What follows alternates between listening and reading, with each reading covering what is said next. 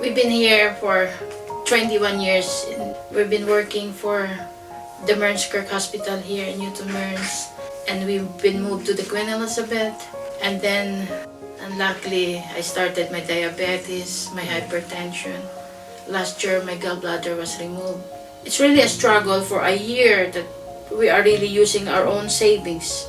You've got to figure out where they're going to go, where the money's going to come from, and how you're going to do it and who's going to help you. So we came to Scotland and we didn't know really how we should apply for, being able to stay here with Brexit coming.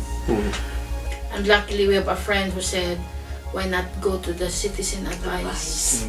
We just approached Citizens Advice. We read online that they would be able to help, and we really needed that help. It was my friend Ashley that said to me, go and see Carla, and I'm like, oh, I forgot about Carla. So I went to Carla, I was crying, and she just, come on, let's go, let's get this done. And how lucky we are really when somebody answered the receptionist and we were being referred to Angela. And that's the story started. Didn't know what to do, and she was able to help us. She's my lifesaver. I think made her to everybody. Everybody's saying, oh, what do I do with this? I'll go see Carla, because she knows exactly what she's doing. Just a short word which I can say, this saves our life. For more than a year we're using our own savings. And that is how really we're very, very grateful, extremely grateful that the support and help of Angela, plus the team who are always so friendly and accommodating of anything we need to. Every time you see them, open the door and with a smiling face, and that is the best thing you can really show and give appreciation to these people here in this Barrhead. In the bureau. Yeah. I'm Carla, and I do the Space Project, which is supporting parents and children in East Renfrewshire. So our aim is to help parents of children and young adults with additional support needs to understand and access the complex benefit system. We understand the pressures that these families are under, and we just want to try and help lift that burden a little bit, whether that is applying for disability benefits or applying to local charities such as Family Fund for an iPad for a child who is non-verbal to help them use as a speaker, or a trampoline to help them burn off energy, or a well-deserved break. And it's just letting them know that there's someone there to help them and just lift the pressure a wee bit. There's so many conditions that are covered by disability benefits, and there's a lot of people who, once they're diagnosed, they're not told what they're entitled to. So when they come to us, we can then go through everything, start at the very beginning and find out there might even be different elements of universal credits that they're entitled to. So making sure they've got all that, then making sure they've got the disability benefits, and then all the additional stuff that comes, like Family Fund, a cinema ticket that gets a carer in free, or even just making sure they've got support in place, whether that be if we think we need to make a social work referral for an extra budget, or just the carer centre, just for support for them, for the parents. My name's Angela and I work at the Bureau, and my project is the Health and Wellbeing Project, which is how I met Mary Jane and Janet, both nurses, and they came to see me in the summer last year wasn't it? And they were giving up work due to ill health, so they didn't know what they were entitled to. So basically we sat down and we done a benefit check on the two of them, and we managed to get them more secure every month.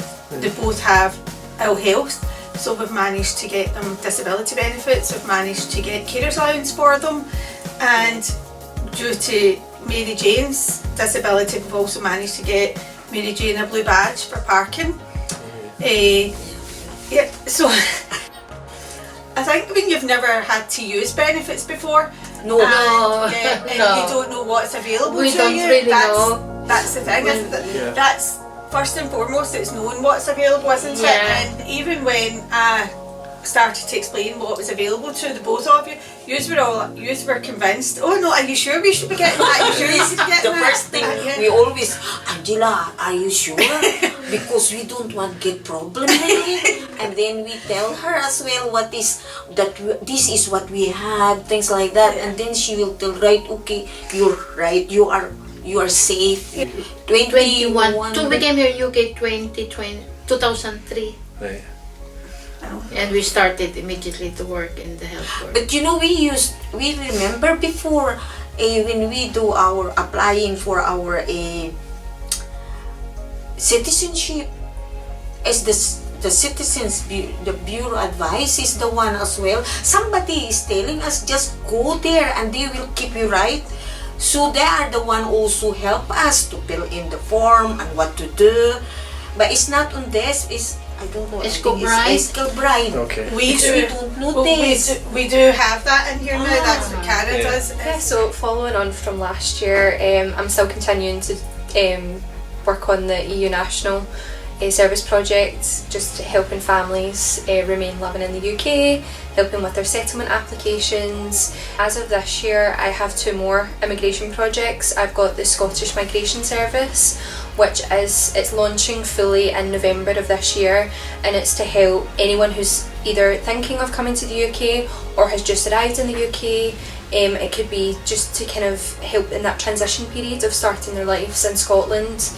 The other project that I'm currently working on is the e-visa project, which has just launched, and basically there's about 4 million people in the UK that require assistance with their biometric cards. So anyone who has a biometric card currently is required to sign up to the e-visa system by the 31st of December 2024 in order to have their status online. So that's a project that's kind of off and running just now, so it's pretty busy.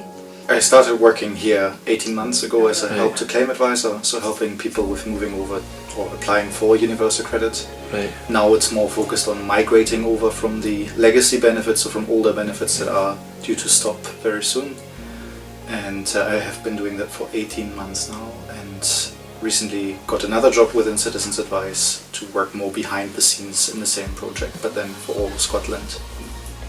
Coming across, the difficulties that people face when they are foreigners, as an example, or also just living in Scotland and seeing that there are issues in Scotland and also in the area that we're living in, and then seeing the impact that Citizens Advice can have on people's life, that was really quite impressive. So I was quite thankful for having the opportunity to work here. Well, certainly when there are people coming on, like seeking help from within the service that I'm working for, so the project that I'm working for, and they have a background that is being a foreigner, I think I can relate quite well to their issues. If they face, as an example, language barriers, or they don't really know what status they have or what benefits they may be able to claim with the status they have. I am a parent of children who have got additional support needs. The boys have just transitioned from children to adults. Yeah, it's a very difficult task as a parent to do that transition, because everything in the aspects of their life changes. When they left school, obviously I approached Carla and I said, right, I've got this, where do I go, what do I do? She helped me with all the forums, because you have got thousands and thousands of paperwork to fill in, and I had it double because I've got twins. So she helped me, guide me through that kind of aspect of it. The boys' budget, so when they go for STS now, STS doesn't help with socialising and with a parent with children. Obviously I work as well, so when they leave school, where do they go? Yeah. So there's clubs and things like that, but STS don't pay for that because it's socialising, they pay for educational side of it. So then I said to Carla, where do I go? So she recommended like ILF funding, that's Independent Living Fund. I never knew any of this information until I seen Carla. And the Carers Allowance funding as well, they give funding to help that as well. In fact, I think if I didn't have like the Citizens Advice, if I didn't, like the boys wouldn't be, like Ross wouldn't be travelling, independent travelling to college, he wouldn't be doing like his wee independent living skills and things like, because he wouldn't have the money for it. Whereas she helped me get universal credit for them, so that money's all coming in now.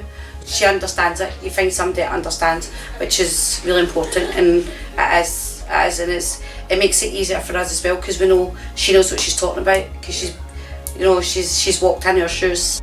My name's Stephanie. My main role in the Bureau is reception, but I was also highly involved with the Food Insecurity Project, so that was launched by the Scottish Government.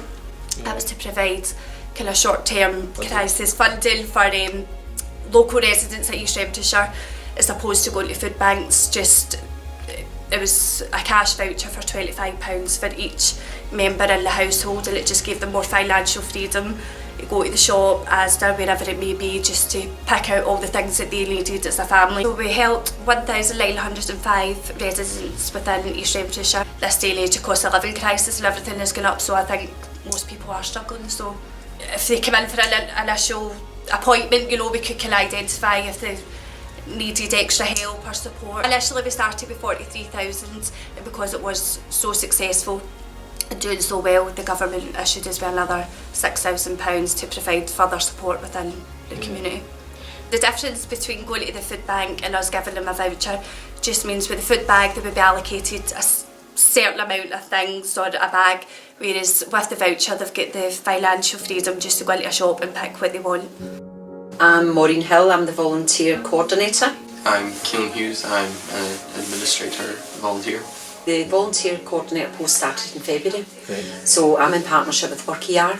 I've got 27 volunteers. 7 of them are law students. The other volunteers are at various stages of their training, so there's training in the office, and then there's also an advisor training programme which is e-learning. The volunteers need to live in the East Renfrewshire postcode, that's part of the criteria for it, and they need to have a desire to help others. I was interested in doing law after school, and the work here is very closely tied into it, so, and also just wanted to help people, and that's what this place does. A lot of scanning, a lot of shredding, but I'm also covering the reception occasionally, answering phone calls and calling up people to check how their cases went. Yeah, and I'm uploading things to the council system. I didn't think I would enjoy scanning as much as I do. I thought when I read the description of what the administrative job was, I thought that was going to be the worst bit, but that's 90% of what I do here, and I'm totally happy with that. Yeah. He's the fastest scanner in the world. I'm not joking. No. That's invaluable to us because it frees up the time of other advisors to have the time to then work with more clients. I'm also going to be taking over the Older People's Project, which is for helping older people in East Renfrewshire. A lot of the older people don't realise what benefits they may be entitled to and are missing out on a lot, so a lot of them are living in poverty, especially now with the cost of living crisis, the winter fuel grant being taken away from them. So the aim is to make sure that they're getting, it might be things like attendance allowance or pension credits. If they're entitled to pension credits, that then gives them stuff like free prescriptions, it gives them free TV licence and their winter fuel heating grant, so it's really important that we make sure that the older people are getting what they're entitled to. I think a lot of them just think that they've worked all their days, and because they've worked and they're getting a pension, they're just not entitled to anything. So, or because a lot of them have disabilities as well, but they just think it's a disability of becoming older, but it's not necessarily the case, and a lot of them are entitled to attendance allowance. Caitlin, I am one of the ASAP advisors, which is the Armed Services Advice Project. I also deal with fuel and utilities and benefits. I do a lot of the benefit tribunals. I'm Grace, and I also do the ASAP project, and I deal with benefits and energy stuff, more so the energy project. That's probably one of the most popular projects in the office, just with like the energy crisis and things like that. People come into the bureau about it, or we've got different outreaches across East Renfrewshire. My time is kind of split evenly between like the financial side of energy issues, grant applications, fuel vouchers, budgeting with clients, and then also with the complaint side of things, because most stuff is online now or you're waiting on the phone for hours, and I think clients that are vulnerable just can't deal with the stress of that, and there's people that have had stuff going on for years that we pick up and they've just not been able to resolve the issue. So Caitlin and I will escalate the complaint on their behalf and sometimes they get the resolution that they're looking for, other times they don't, but they'll say, you know, like, thanks so much for just dealing with it for me, almost, because the stress of it's just become a lot for them. I think for some clients it's even just having someone to advocate for them, coming here and feeling like they've been listened to, and someone acknowledging how difficult a time they've been having. You can't be in a job like this and not care. You need to care for the clients that you're seeing. You need to also care for your colleagues, and I think for the greater good of everyone in the full community. And lots of times, like, clients, we're the only people that they have to help them, and so you feel a sense of responsibility, like Caitlin's saying, like, this is this person's life, and just treating them with, like, the dignity and respect that they deserve, and helping them through a difficult process in their life. I think both of us didn't realise how much the veteran community needed support, and how big the community is as well. Actually, there's so many young men that need support, men and women, sorry, that need support, but having people that have an understanding of the benefit system, housing, debt, budgeting, that kind of stuff is a lifeline for some people. And I know that when I told clients that the project was ending, like, they were really upset about it. Also, a lot of them have, like, complex PTSD, and, you know, with some of the applications and some of the forms that you need to do with them, they need to talk about specific incidents that happened that has triggered the PTSD. I've had one client that says, you know, at least with an ASAP advisor, you know that they're expecting that. So the fact they know that we're specifically aimed at helping that category of people, I think they're really appreciative and feel like at ease with you, I think. So my name's Ashley, and I'm the Patient Advice and Support Service Advisor, just PASS for short.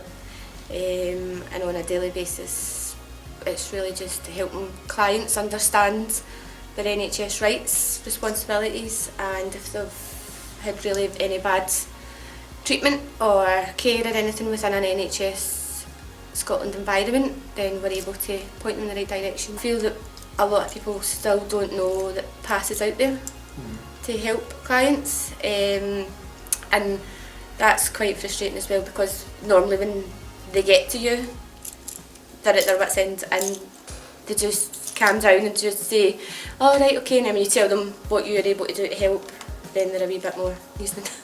One lady had made an appointment with her GP for her daughter who's autism, non-verbal, but she couldn't get a doctor's appointment. She ended up going through NHS 24 hospitals, and then by the time she got back to the GP for another assessment, it turned out to be like strep throat, tonsillitis, really bad. So she had came to us to ask if we could help her complain to the doctor. Not so much complain as such, just more like the concern or a feedback to say that when she contacts her daughter's non-verbal, so she can't tell when she's in pain, or so if we could put something on her records. We'd contacted her GP, and her GP had contacted her directly to say that's absolutely fine, we'll do that. So she got back to us quite quickly and was like, that's it, all sorted. So there's the Patient Advice and Support helpline that covers the full of Scotland, and anybody in Scotland can phone that if they've had any bad treatment within the NHS. With East End we have 2 patient advisors, so they get an hour coverage over the helpline, but each bureau gets half a day. So then myself and Julianne, we go on that, and it's again just anybody in Scotland, but again it could be any kind of crisis that you're getting. It could be from someone really suicidal with mental health to someone again just not getting an appointment at their GP. Or if it's something that you're able to help with there and then, you are able to help with, even if they're like based in Dundee or whatever. Or if it's something that's a wee bit more complex, then you would pass it on to someone in their local area who would be in contact with. Yeah, it's nice to see clients returning, because it's nice to see them getting on. And we come here even we don't have something to ask. Sometimes we just come here to bring a treat for them, just to continue the communication that we you know, that's the main thing. Yeah. It's like a bond. Yeah. We don't bribe them, but we just want to tell them that what you have done to us is greatly appreciated. We want the community of East Renfrewshire to know that we're here, and we're here if anybody needs. I know firsthand the pressures, I know firsthand what the families are going through and how important that these, what might be small things are to these families. So as I say, everybody that walks in, we do help regardless. I think there's a very small percent that you can't even point in the right direction. So did you enjoy it? Oh, love it. I had a client the other day and left her appointment and just was saying, I just feel like I'll be able to sleep for the first time in weeks because of this. And we didn't actually achieve much in that meeting, but it was the start of what will be probably a longer journey with her. But she just felt like she was able to talk to someone, you know. It was a wonderful day. Yeah. It was busy. I was at outreach in the main street